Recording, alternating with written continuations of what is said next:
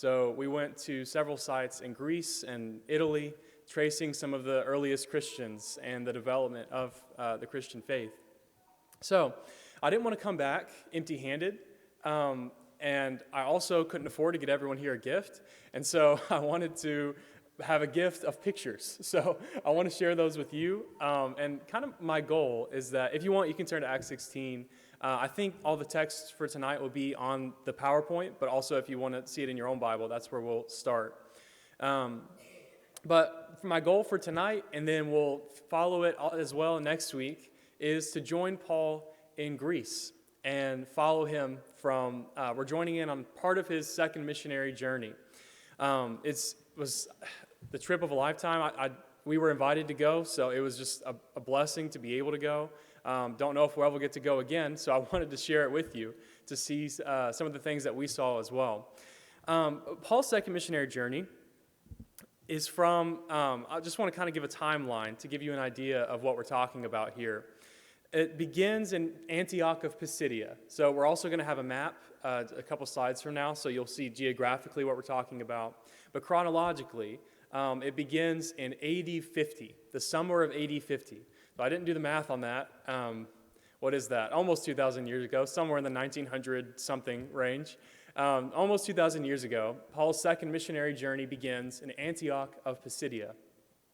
We call them missionary journeys, by the way. That might not be the best way to talk about them, because I don't know if Paul would have phrased it like that. I think it was just Paul's life. He was just going to these places. But for us, at least, looking back, this is Paul's second missionary journey. It's kind of what it's commonly called. So it begins in Antioch. Then he goes to Galatia, which is in Asia Minor, which today is called Turkey. So he goes to Galatia in also the summer of AD 50, to Troas after spending a little bit of time at Galatia. And we're going to pick up reading from when he's in Troas. Then he goes to Samothrace in October of AD 50, then to Neapolis, which is in Greece. And that's where we're really going to pick up the journey, to Neapolis, and then to Philippi, where he spends a couple of months. And then after Philippi, he goes to Amphipolis and Apollonia. Those are two stops on the way from Philippi to Thessalonica. Then from Thessalonica, which he spends several months there, then he goes to Berea. At this point, we're in May of AD 51. And then to Athens, which is from May to July of AD 51. And then to Corinth, which is August of AD 51 through March of AD 53. So that's a lot. What we're going to do tonight is talk about from right here, Neapolis, to Berea. That's my goal, is that we'll talk about those. And then next week, we'll talk about Athens and Corinth. They kind of get their own special time together because they're two of the more important sites, and the text spends more time on them as well. So we'll spend more time individually on Athens and Corinth. But tonight, we're picking up at Neapolis and going through Berea. So, if you will, let's join in with Paul and follow this map. This is not the most exact map, like it doesn't have all of the little squiggles and lines that Paul might have gone on, but it's a beautiful map. This is actually the floor of a church building in Philippi. So we'll talk more about Philippi in just a minute. But this is a church building that's at the traditional site of Lydia's baptism. Now, I probably should say also at the beginning, this is a different type of sermon from maybe what I would normally preach. This is going to be more history and just kind of talking than exegesis of the text. But we'll also talk about the biblical text, of course. But this is a mosaic, a mosaic floor in this church building in Philippi. So if we're following it beginning here, this is Antioch. I know it's pretty hard to see the writing, but it's in Greek anyway, so it's also pretty hard to see for that reason. But this says Antioch. And he goes up here. This is Asia Minor in Turkey. This is Troas, which is where we're going to pick up reading from Acts 16 and verse 8. So he's in Troas, then he sails to Neapolis, which is where we're going to pick up with our pictures, and then to Philippi, which Neapolis was essentially a port of Philippi, so they're really close together.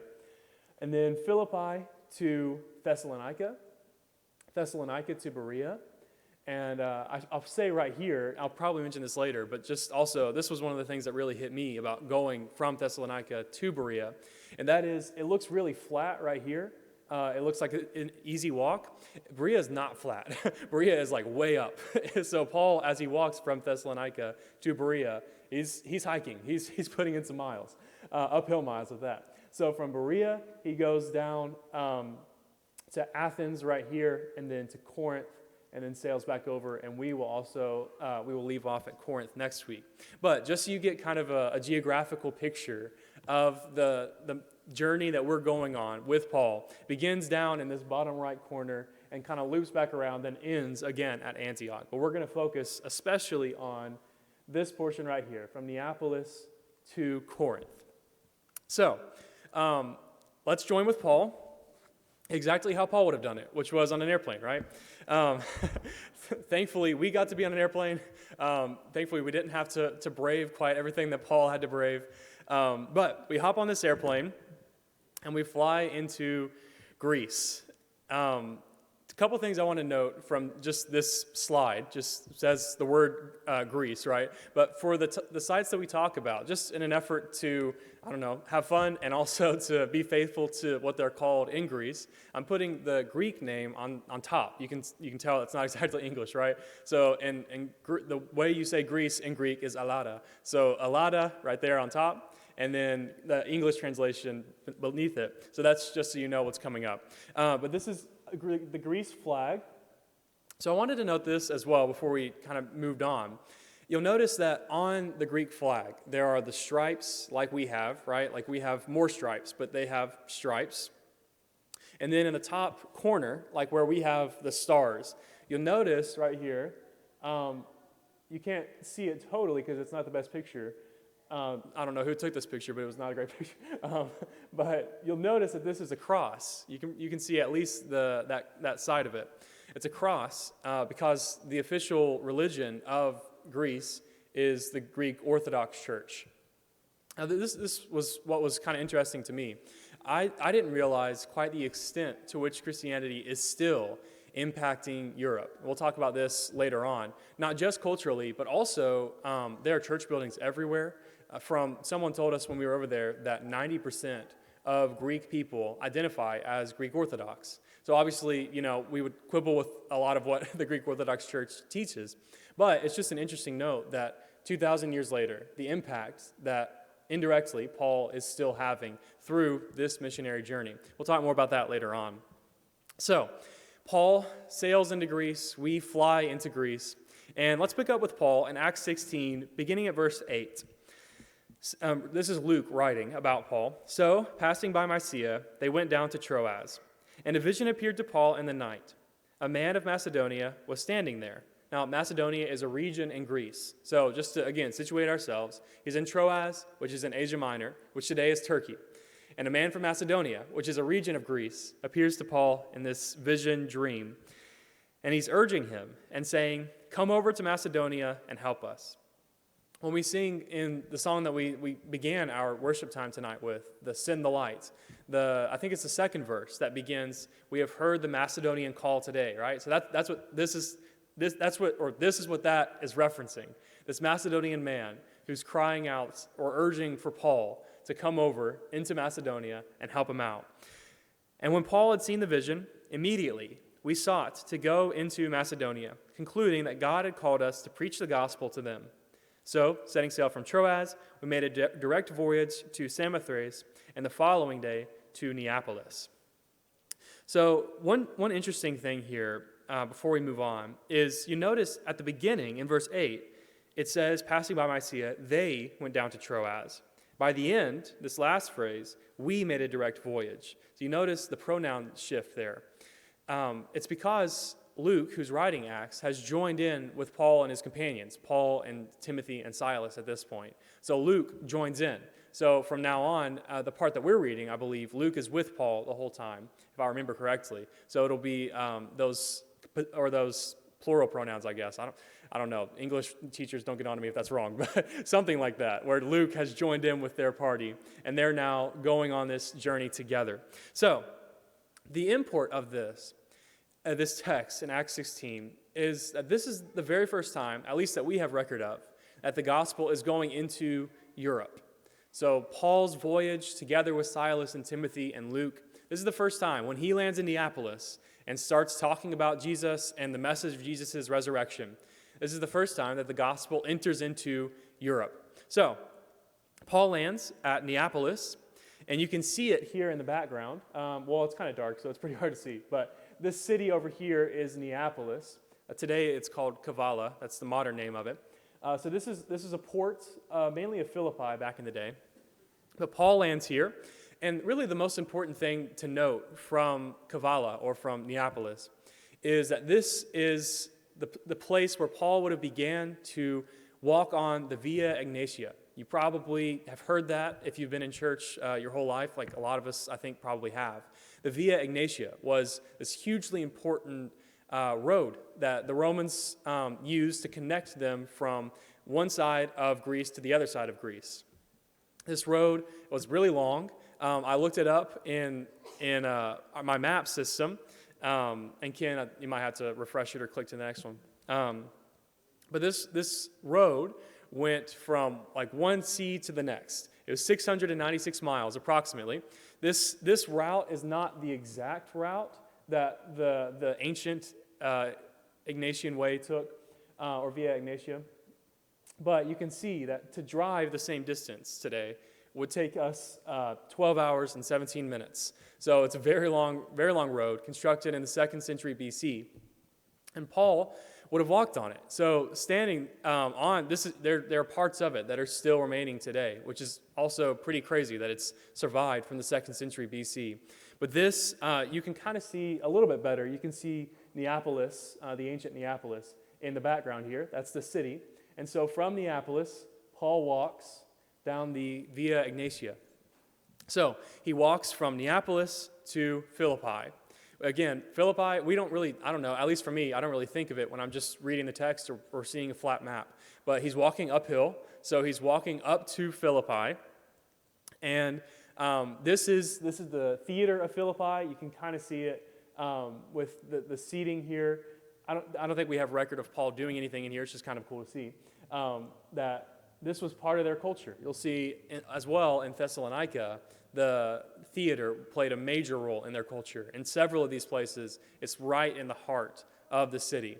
So, and actually, you can just kind of side note, you can keep that in mind when, for instance, Jesus is calling people hypocrites. That was an actor word.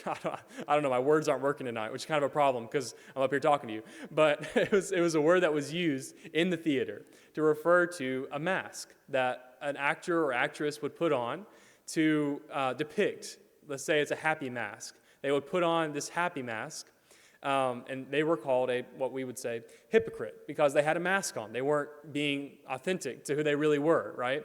So that's what Jesus calls, for instance, the Pharisees. He says, you're acting in a way that's inconsistent with who you are. And actually, I didn't think I was going to talk about this, so I didn't put the picture up here. But if you are in this theater and you walk right over here, there's a block with a carving of one of these ancient masks. And it's actually really terrifying. It's like this overly dramatically happy mask carved into the block. So these theaters played a major role in their society. So when we talk about Philippi, we're not talking about a very big city. At the very most, it was 25,000 people or so. So not very big, especially by our standards, but even by their standards as well. But Paul comes into Philippi, and we'll pick up reading in Acts 16, verse 12. And from Neapolis to Philippi, which is a leading city of the district of Macedonia and a Roman colony. So an important city, even if it's not a big one. We remained in this city some days, and on the Sabbath day, we went outside the gate to the riverside, where we supposed there was a place of prayer. And we sat down and spoke to the women who had come together. One who heard us was a woman named Lydia from the city of Thyatira. By the way, Thyatira was in a district of Asia Minor called Lydia. So that's something I didn't know before reading about this text, that Lydia's name comes from her region as well, because her hometown, Thyatira. A seller of purple goods who was a worshiper of God. The Lord opened her heart to pay attention to what was said by Paul. And after she was baptized, and her household as well, she urged us, saying, "If you have judged me to be faithful to the Lord, come to my house and stay." So this calls Lydia a seller of purple goods. So she's from Thyatira, which is back in Asia Minor, which is where Paul has come from. So she's from Asia Minor, but presumably she's in Philippi to sell these purple goods, which were a luxury item back in the day. And this little shell, I meant to take a picture of it and put it up on the PowerPoint, but I forgot about it. So if you can't see it, just imagine. It's this little shell. And these little shells, the reason this was such a luxury good is because they would have to, it was like a long and intricate process to get into these shells and extract just a little bit of purple dye that would then be used to dye whatever item of clothing or whatever it was. So we got this at Lydia's baptismal site. If you want to hold it afterward, you can definitely do that. But they would take these little shells and take the purple out, dye clothing, and sell it. It was very expensive, so Lydia was probably well off. So here she is on a completely different area of the world from where she lives, selling these purple goods in Philippi. Now, one important thing about this is notice that Luke is depicting Paul here at the end. He's depicting Paul as accepting the hospitality of a Gentile Christian. Now, Lydia is a new believer. She's just been baptized into Christ. So she's a Gentile. And Paul, a Jewish believer, is accepting her hospitality. He goes and stays with her at her house. That was a big deal. It might not sound like it to us. But at least from the Jewish side, there was severe condescension toward their Gentile, brothers in the human race, because they were not favorable toward them. But here's the impact of the gospel in Paul's life. Just like in Acts 10, where Peter accepts the hospitality of Cornelius. So here's Paul accepting Lydia's hospitality. This is a picture from the traditional site of Lydia's baptism. It was really a beautiful place, just peaceful. And this is, if you turn around from where this picture is, there's a big church building and more built-up area where it has a cross baptistry and that kind of thing. But I kind of like this side of it. It kind of looks more like it probably looked back when Lydia was baptized. So here comes, here in this river, presumably, is the very first convert to the Christian faith in Europe. And her name is Lydia. So from this spot or around it on the river, Paul and his companions walk back into Philippi. They stay with Lydia, but their trip is not going so well, because in verse 19, it says that they seized Paul and Silas, this group of people who's not in favor of what's happening. They seized Paul and Silas and dragged them into the marketplace before the rulers. Now, I don't know if that's ever happened to you, but this has never happened to me, and I think it would be a pretty big deal in my life if it did. So they seized Paul and his companions. They dragged them into the agora. So that's the Greek word translated marketplace, the agora. This is, first of all, so just to give you some context, this is the traditional site of Lydia's baptism, and this is not very scientific or scholarly. This was just a screenshot that I took when we were there that showed it. It might have taken around 20 minutes to walk from Lydia's baptismal site to, this is Philippi itself, so around 15 or 20 minutes, depending on where you were in Philippi. Also, just to emphasize this point of the topography of the region, this right here, the reason you have to walk around it is because this is a big old slope, and it moves up to an acropolis, which is like the fortified center of a city, where if a city was under attack, you would flee to the acropolis because it was up on a mountain and very fortified. So around a 20-minute walk, they come back into Philippi, and they get seized by these people and dragged into the agora. These are the remains. There are some cities in Paul's missionary travels that are more preserved or better preserved than Philippi. But this is the agora, the ancient agora of Philippi. So Paul is dragged into the agora. The agora was just basically the center of their communal life. There were shops and official government buildings and that kind of thing. So they're dragged here, and likely they were dragged in front of this. You'll have to imagine that it's built up, and you'll see next week in Corinth, the bema is still standing. But this was the bema of Philippi, so it was a raised platform, maybe about here, and on top of it, the rulers that are mentioned here would have stood and judged the people standing below. From from where I'm standing, somewhere around there, Paul would have been standing and received his judgment from the rulers of Philippi. This is my brother right there. He's also stood in judgment on me on many occasions. So my brother is standing beside the bema in Philippi that Paul was most likely dragged before. In verse 22, actually, before we move on, just to show you a little bit of what I'm talking about, this right here is the slope. So this, and we've already moved up, if we're sloping up to this agora of Philippi, kind of we might call it the downtown or the square of Philippi. And if you keep moving up, that's where the Acropolis was, up at toward the top of the hill. Now, let's pick up in verse 22, because Paul and his companions' day is getting even worse. The crowd joined in attacking them, and the magistrates tore the garments off them and gave orders to beat them with rods. And when they had inflicted many blows upon them, they threw them into prison, ordering the jailer to keep them safely. So, Paul's day, again, gone from bad to worse, and they're now in prison. This is the traditional site of the prison for Paul and his companions. Almost certainly was not actually it, but just to give you an example of what it might have looked like. This is where there's a sign beside it. That's the traditional site. Again, it most likely wasn't, because there have been ruins of a temple discovered here, and they wouldn't have put a prison in the same area. For them, a temple was very sacred, right? So even if the temple was gone by this point, they wouldn't have put a prison at the same place. But just to give you an idea of what it might have looked like. So Paul and his companions are thrown into prison, and we know the story of them and the Philippian jailer. We're not going to read it, but that happens here, where the earthquake shakes open the prison doors, and the jailer assumes they're all gone, but they've all stayed, and it leads to him being baptized into Christ. So, Paul has suffered a bad day. In the end, it gets better, but he talks about this bad day and maybe some others that he experienced in Philippi a few times. One of them is when he writes later on to the Philippians. So he establishes a church in Philippi during his time there. Later on, he writes this letter back to them. We call it Philippians. And in chapter 1 of that letter, he says, "For it has been granted to you that for the sake of Christ you should not only believe in him, but also suffer for his sake. Engage in the same conflict that you saw I had, and now hear that I still have." So, Paul alludes here to the conflict that he endured, the conflict that he experienced, where he suffered for the sake of Christ. Also, to the Thessalonians, which is where Paul goes from here, he later writes, after he's established a church there and he's writing back to the Thessalonians, "But though we had already suffered and been shamefully treated at Philippi, as you know, we had boldness in our God to declare to you the gospel of God in the midst of much conflict." Again, writes about it.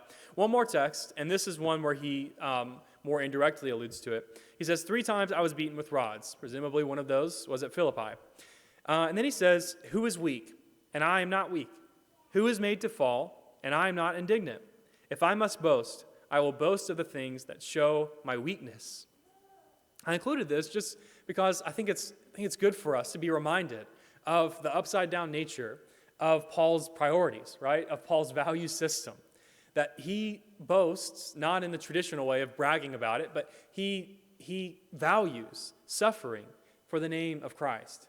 He values suffering, which is a very difficult thing for me to wrap my mind around. But this is one example of something that he valued, that he boasted in, which is suffering for the cause of Christ at Philippi. Now, this next picture, the next 2 pictures that are on the same slide, are pictures from a church building that was in Philippi by the 4th century BC, if I remember correctly. So not too long after, there's Christianity at this point has been legalized, and so there can be public church buildings. So there's a church building in Philippi, and the pictures that you are seeing are from the pulpit of that church. Ken, you might have to go to the next one for me. A pulpit of that church. On the left, you'll see the steps up to it, and then on the right, you'll see me standing on the pulpit, preaching the gospel. You can't exactly tell what this is, but there's an Alabama A on that cup. So just preaching the gospel in Philippi of Roll Tide.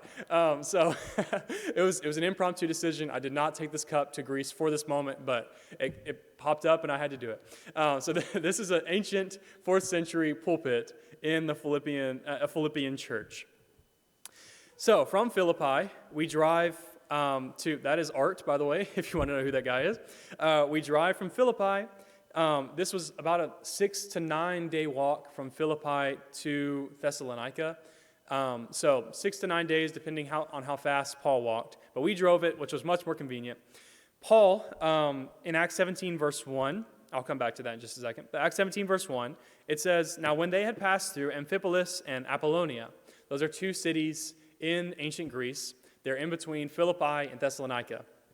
So this right here, how do you say it? Amphipolis, there we go. Amphipolis is the more important of the two, and this is what remains of it today. Again, you can't see it super well, but that's a trash can, and that's an empty field. So that's Amphipolis today.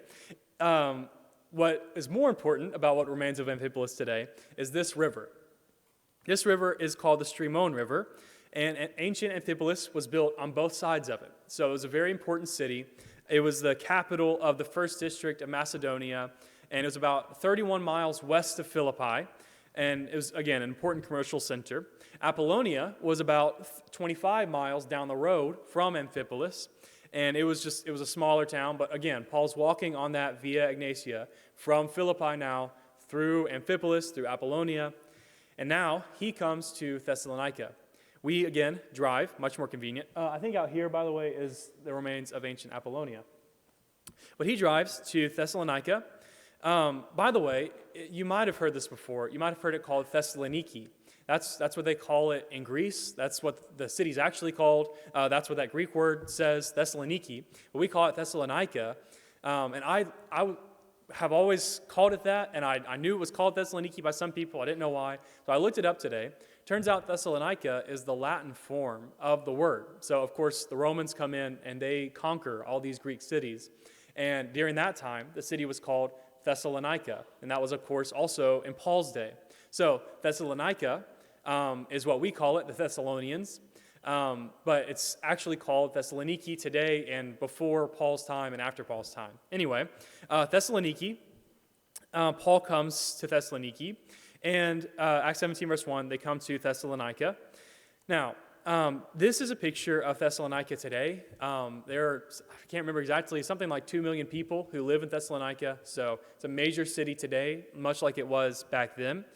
Back then, it was the capital of the second district of Macedonia. You can see that it's situated on the Thermaic Gulf. So it's a port city.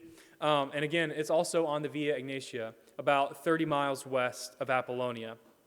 So, Paul comes to Thessalonica. He's preaching the gospel. Things are going well, again, until they're not. That's where we pick up in verse 5 of Acts 17. They formed a mob, set the city in an uproar, and attacked the house of Jason, seeking to bring them out to the crowd.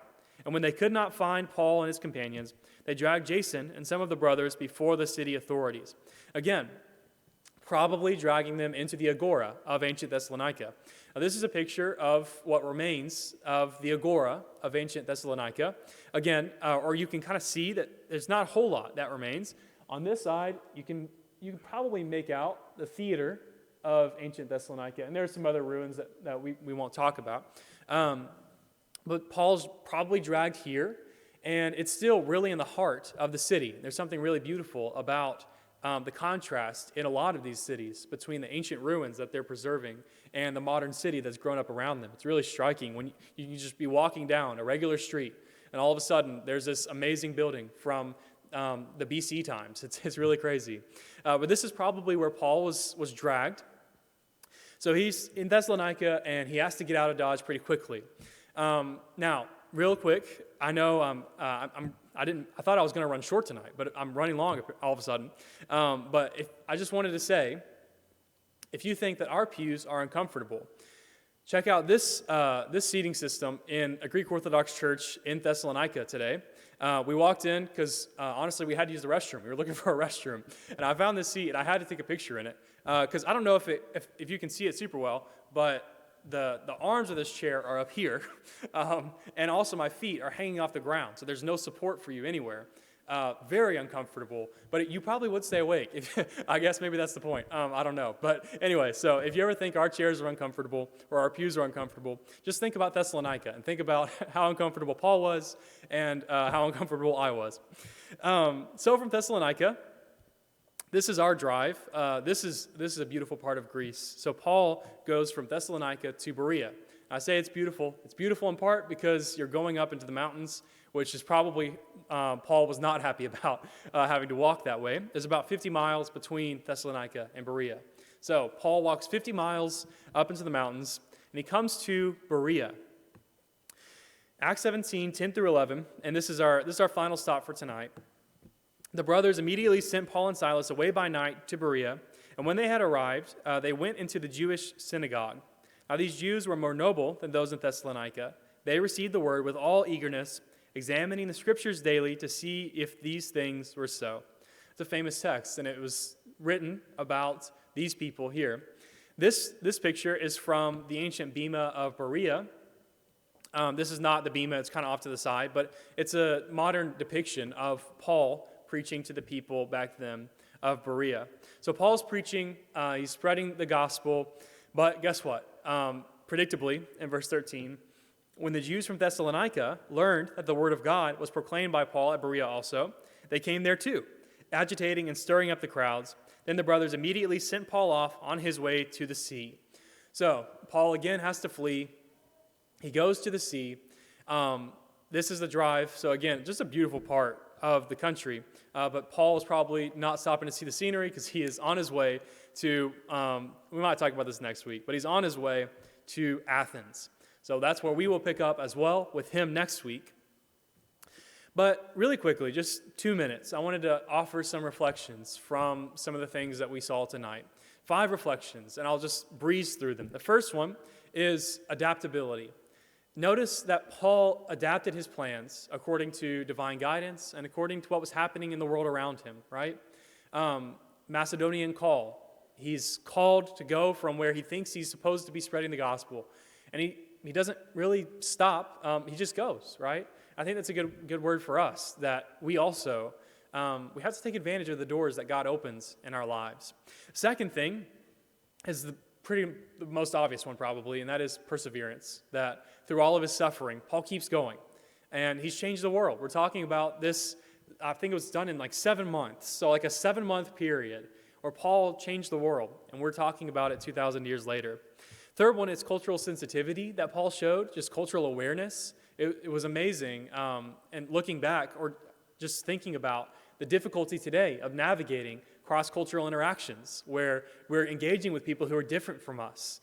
That's tough. Sometimes we say the wrong thing. Sometimes we don't even try because we're scared to do it. And here's Paul, and as he goes into these different places, he goes into the synagogue, he goes into the marketplace. If you read what he says in these places, he says different things depending on the crowd to which he is speaking.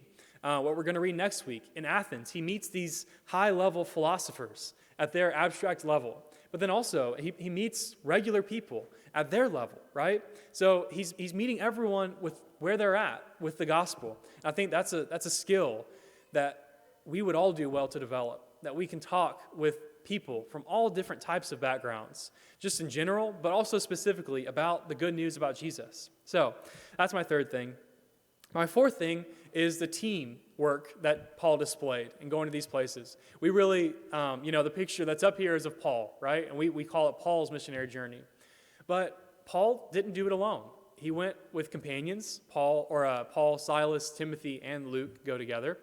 And then also, we normally talk about Paul's letters, but when you read them, Paul wrote almost all of his letters with other people who were involved in the writing process. So Paul was not one to go it alone, right? Paul did it with other people. And if we are also going to spread the good news about Jesus in our world, we have to do it together. The last thing is, I don't know if it's really an application point for us, but just to think about the impact that Paul had. 2,000 years later, again, Christianity is spread around the world, and it's the most powerful religious movement in history, I think you could rightfully argue. Paul is a major part of that. And also, we get to follow in his footsteps today, not in Greece, but here in Mableville. We get to go and spread the same gospel that he spread to the people around us.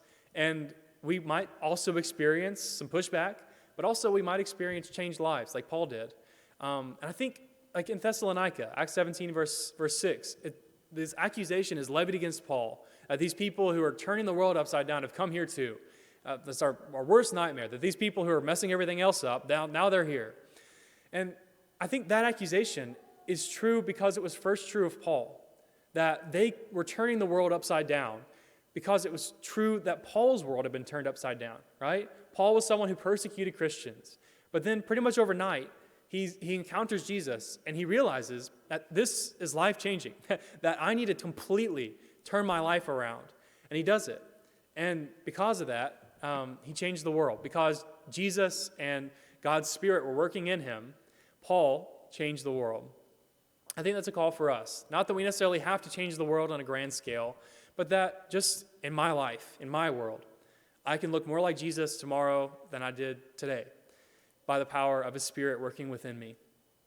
So, those are my reflections. We'll pick up with Paul in Greece next week and talk about his time in Athens and in Corinth. But tonight, I want to invite you, like Paul invited so many people in his time, to dedicate your life to Jesus, if you haven't already done it, to follow after him, to, as Paul says, to imitate him as he imitates Christ. So follow in the footsteps of Paul as he follows in the footsteps of Jesus. Follow in this long line of people who have experienced the love and grace of Christ and have it transform your life like it has for so many others. If that's something that you are interested in tonight, then come forward, come talk to me or to someone else as we stand and sing.